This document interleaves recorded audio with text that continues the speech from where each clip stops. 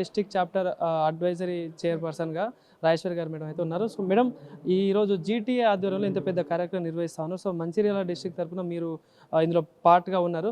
So మరి ఏం చెప్పదలుచుకున్నారు దీనికి సంబంధించి? ఎంతో సేవా కార్యక్రమం చేద్దామని ప్లానింగ్ అయితే జరుగుతుంది. సో ఏం చెప్పదలుచుకున్నారు దీనికి సంబంధించి? సో ఫస్ట్ ఆఫ్ ఆల్ నేను doctor Rajeshwari, I'm into skin and hair dermatologist and hair transplant surgeon. నన్ను డిస్ట్రిక్ట్ చాప్టర్ అడ్వైజరీ చైర్గా నన్ను ఎలక్ట్ చేయడం జరిగింది.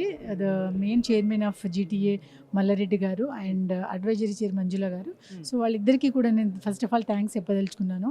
ఎందుకంటే అడ్వైజరీ చైర్ అంటే ఒక చాలా బాధ్యత. ఒక డిస్ట్రిక్ట్ నన్ను నా చేతిలో పెట్టారు. కంప్లీట్ డిస్ట్రిక్ట్ రెస్పాన్సిబిలిటీస్ నా మీద ఉంది. సో కాబట్టి ఫస్ట్ ఆఫ్ ఆల్ జీటీఏ నాకు ఎలా హెల్ప్ అవుతుంది, మా మంచిర్యాల డిస్ట్రిక్ట్ పీపుల్స్ అందరికీ ఎలా హెల్ప్ అవుతుంది అంటే, సో మన గ్లోబల్ తెలంగాణ అసోసియేషన్ అంటే ఇది మెయిన్ మన తెలంగాణ పీపుల్స్కి. మన Telangana peoples throughout the world ఎక్కడెక్కడో డిస్ట్రిబ్యూట్ అయి ఉన్నారు. ఏదో రంగాలలో ఏదేదో జాబ్ చేసి ఏదో డిఫరెంట్ పరిస్థితిలో ఉన్నారు.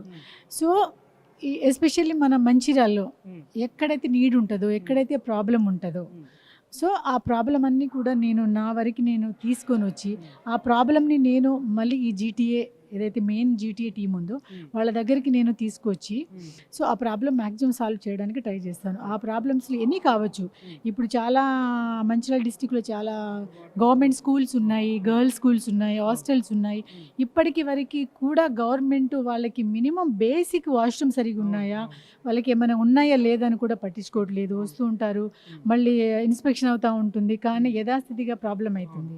సో ఈ జీటీఏ ఏంటంటే it's non profitable and non commercial, non political. కాబట్టి మేము ఈ జీటీఏ మీద హోప్స్ పెట్టుకొని మాకు ఏదైతే చేయాల్సింది ప్రాబ్లం సాల్వ్ చేసే వాళ్ళు ఉన్నారో వాళ్ళు చేయని పనులు కూడా వీళ్ళు చేస్తారని చెప్పేసి నేను నమ్మకంతో ఇంత రెస్పాన్సిబిలిటీ తీసుకున్నాను. కాబట్టి మా ప్రతి మంచిర్యాల డిస్టిక్లో ఎక్కడైతే ఎవరికి ప్రాబ్లం ఉంటుందో నేను వెతుక్కొని నా వరకు తీసుకొస్తే నేను 100% వాళ్ళకి సాల్వ్ చేయడానికి నా వంతు కృషి చేస్తాను.